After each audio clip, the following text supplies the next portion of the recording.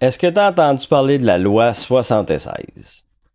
C'est qu'il y a 3 inspections, des attestations, de la formation, des amendes possibles.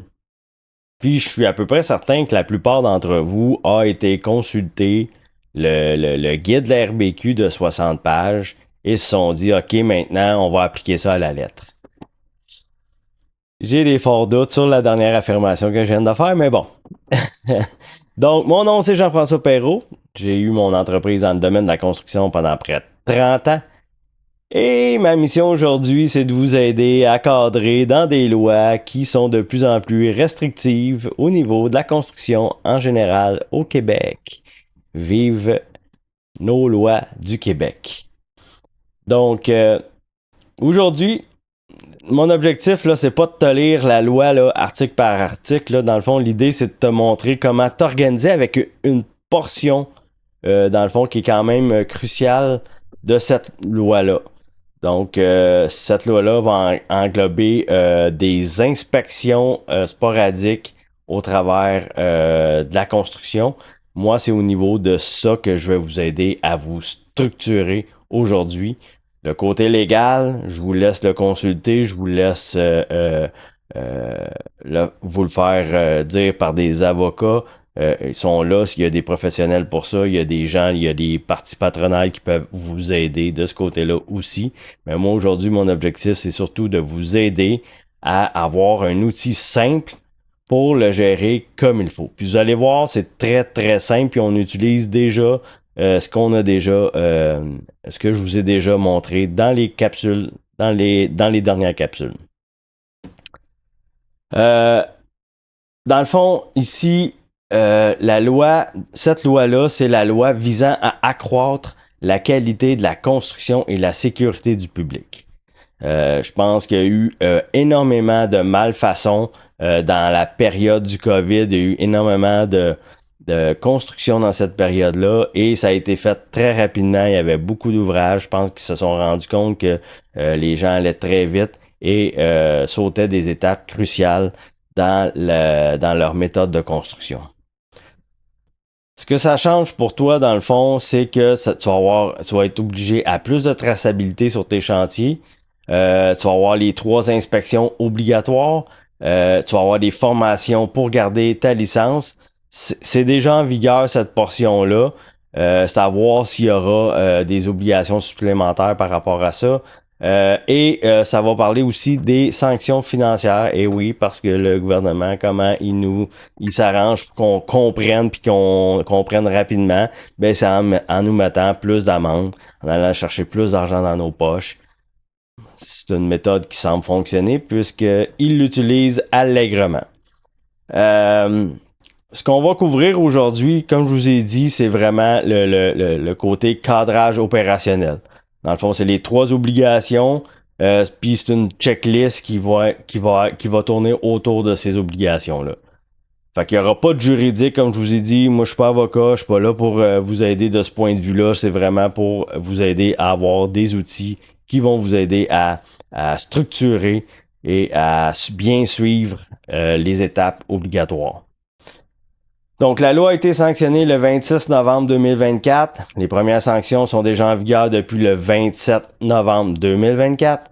Et le règlement qui précise quelles catégories de bâtiments sont visées doit être finalisé d'ici la fin mai 2026.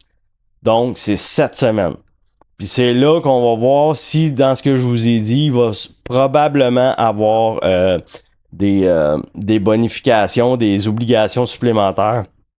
C'est là qu'on va voir les derniers détails de tout ça. Reste que moi, ce que je vous montre, c'est quand même le côté cadrage. Fait que ça va rester. Ça, on sait que ça fait partie, c'est des points centraux de la nouvelle loi. C'est vraiment les inspections. Donc, c'est pas dans 5 ans, c'est là. C'est sûr qu'il va y avoir une période de grâce, dans le fond, jusqu'en 2027. On ne connaît pas la date exacte. Ça vous donne environ 1 an pour cadrer dans cette loi-là pour être fin prêt officiellement en 2027.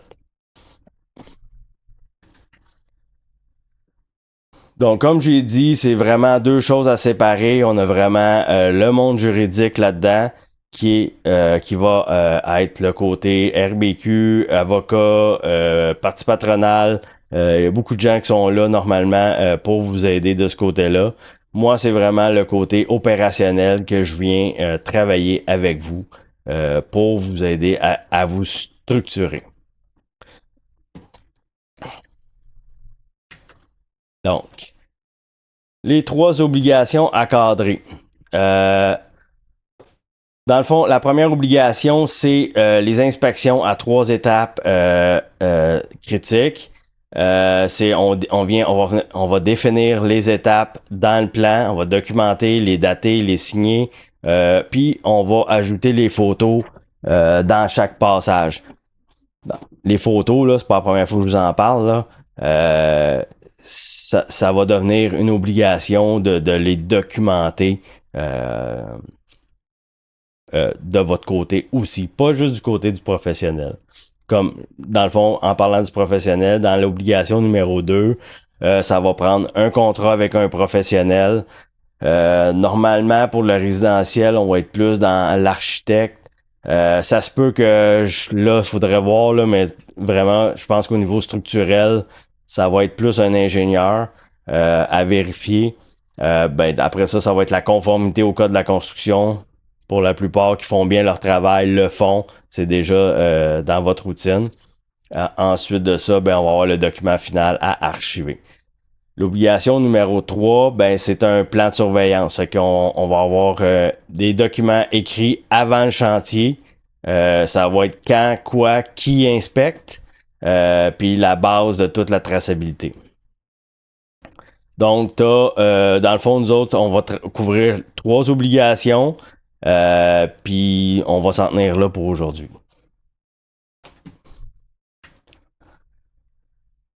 Donc, on reprend l'idée du dossier maître qu'on avait parlé à la capsule numéro 10, le avant, pendant, après. C'est super facile à se rappeler, c'est super facile à comprendre. Donc, j'ai décidé de réutiliser ce principe-là.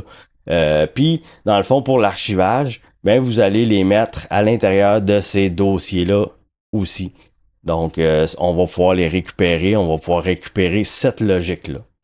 OK, ensuite, c'est la checklist en 12 points que j'ai montée pour cadrer avec les inspections. Donc, si je regarde dans mon logiciel contrôle chantier, j'ai fait une liste de 12 points avant, pendant, après. Fait que c'est assez simple. Honnêtement, là, c'est difficile d'être plus simple que ça. C'est vraiment de s'assurer qu'on a tout fait et que à la fin, on a un dossier bien étoffé, bien prêt, bien structuré et légal. Donc, dans le avant les travaux, on va y aller avec un plan de surveillance établi. Ça, c'est des plans qui vont probablement être qui vont être faits possiblement. D'après moi, les professionnels vont avoir leur plan directement là, de surveillance. Ils vont tellement être habitués à un moment donné. De toute façon, c'est des choses qu'ils font déjà au niveau du commercial. Je pense que ça va être... ils vont sûrement avoir une façon de faire plus allégée pour le résidentiel. Mais reste que c'est des choses que vous allez faire soit conjointement avec le professionnel ou le professionnel va vous offrir un plan déjà détaillé. Donc, on va... après ça, dans le fond... En fait, au début, on viendrait plus trouver notre professionnel et ensuite de ça, le plan de surveillance, on va l'établir avec lui ou lui va nous proposer un plan de surveillance. Ensuite, on va identifier à quel moment ils vont venir faire leurs inspections. Encore là, c'est des choses qui vont probablement être faites de façon simple et ça va toujours être pareil. Après ça, on va avoir le calendrier des inspections. Fait que là, ça va être important de suivre son échéancier et de s'assurer que notre professionnel va être là à temps. S'il y a des retards sur le chantier, ça va être important de reporter le professionnel parce que c'est sûr que lui va avoir des frais supplémentaires à vous donner. Et aussi, si vous devancez dans votre projet, ça va être de vous assurer que le professionnel vienne pour ne pas retarder votre projet. Ça va être super important d'être très très précis sur ces dates-là parce que si vous continuez les travaux, surtout dans la dernière étape d'inspection, la fermeture des murs, puis vous continuez, puis le professionnel n'est pas passé, je pense que ça va être difficile de faire passer ça, là. Fait que ça va être vraiment important d'être bien structuré au niveau de l'échéancier.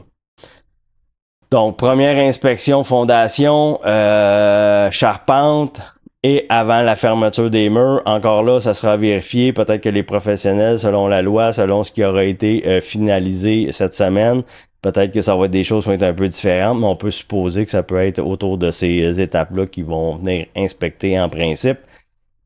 Ensuite de ça, on a les photos à chaque étape, documentées. Oui, le professionnel va prendre ses photos. Pourquoi vous ne le feriez pas avant lui? Pourquoi vous ne documenteriez pas les choses, vous, en amont, pour être certain que tout a été vu, tout a été pris en compte? Parce que, tu sais, si on a un rapport qui dit « Ah, ben garde, ça n'a pas été fait » ou quoi que ce soit, tu te dis « Ben garde, non, moi j'ai vu, garde, j'ai une photo qui l'explique. » Ça peut être je donne un cas comme ça, là, c'est pas nécessairement un cas véridique, mais ça serait bien que vous puissiez le faire. Puis de toute façon, c'est des bonnes habitudes. C'est ce que je vous présente dans mes capsules depuis j'en ai justement parlé dans des dernières capsules, là, je pense, je me souviens plus laquelle exactement, mais c'est des bonnes habitudes à prendre. Ensuite de ça, les communications avec le professionnel vont être archivées. Ça veut dire que tous les courriels, on vient les archiver. On vient s'assurer d'avoir un dossier super étoffé. Donc, si un jour il y a un litige, il y a une problématique avec le client vous poursuit pour X, Y raison, au moins vous avez 100% des détails. Vous ne cherchez pas, vous avez tout de suite l'information. Donc, encore là, c'est des choses que je vous ai déjà présentées dans des capsules précédentes. Ensuite, après les travaux, on va recevoir l'attestation. On va venir on va venir le mettre dans le dossier complet archivé. Et après ça, on va donner une copie au donneur d'ouvrage, au client, pour ses archives à lui aussi. Donc voilà, très très simple, c'est pas super compliqué honnêtement, mais je tenais quand même à vous en parler parce que, tu sais, des fois, on a une nouvelle règle qui nous saute dessus comme ça, puis à la dernière minute, puis on se dit encore une autre affaire, puis oh non, la panique s'installe un peu. Honnêtement, tu sais, si vous suivez les capsules que je fais, puis vous mettez en place certaines des choses là-dedans, ça, là, c'est vraiment rien, là. C'est rien. Honnêtement, c'est une checklist qui devrait exister déjà dans vos méthodes de travail. Fait que, oui, c'est une obligation parce que je pense que s'ils l'obligent pas, il y a certains gens qui vont continuer à faire de la malfaçon. Mais au moins, si vous le faites déjà, bravo. Ça sera pas une loi qui sera contraignante pour vous, mais en fait, en gestion de projet, on devrait toujours faire ces choses-là. Puis dans le commercial, ça existe déjà, ces choses-là, là. Fait que on réinvente pas la roue, c'est juste qu'on vient la redurcir par rapport à dans le fond, au niveau du résidentiel. Si t'étais pas prêt à ça, puis tu te dis « Oh non, une autre loi qui nous est imposée », c'est sûr qu'il est certain que ta façon de réagir à ça, c'est que là, tu vas recevoir l'information. Là, tu vas voir le guide de la RBQ, 60 pages, je vais dire tabarouette à une autre affaire que, regarde, là, le stress va monter, là, incroyable. Fait que, faut juste que tu comprennes que c'est pas une nouvelle façon de construire, là. Puis si tu faisais bien ton travail de terrain, ça change rien à ton travail. Et si tu faisais bien ta gestion de projet puis ta gestion administrative, encore mieux, ça changera même pas ton travail. Fait que c'est juste de changer sa façon de voir les choses, de documenter puis de faire des inspections régulières. Ça devrait faire partie de votre gestion de projet, de votre gestion administrative. C'est hyper important. Fait que tout de suite, si on se met dans ce mindset-là, de dire que c'est important de bien archiver ces choses-là, là, vous allez vous rendre compte que finalement, là, c'est une simple liste de 12 cases à cocher, là, ni plus ni moins, qui vient nous rassurer du fait que, oui, on a tout fait les étapes, puis qu'on est en règle avec la loi, et point à la ligne. C'est pas compliqué. C'est vraiment pas compliqué. Mais c'est juste la façon, dans l'état qu'on va se mettre, dans quel mindset qu'on va se mettre par rapport à cette loi-là, qui va faire la différence. Mais je vous dis, cette loi-là, bien que c'est encore une contrainte encore du gouvernement puis qu'on nous rajoute, ben ça fait partie des principes de gestion de projet, comme je vous parle souvent, Prince 2, PMBOK, qui existent déjà. C'est juste qu'aujourd'hui, on vous l'impose parce que vous le faites pas, ou bien la plupart des gens ne le font pas. Donc, faites-le, mettez-vous dans le mindset que c'est correct, puis même que ça va vous donner beaucoup de crédibilité. Les clients vont vous, je vous l'ai dit, les clients, si on devance ces choses-là, on est prêt déjà, on leur démontre qu'on a cette structure-là. Je vous dis, les clients adorent ce genre de structure-là parce que ça démontre que vous êtes très professionnel. Puis oui, les professionnels le font.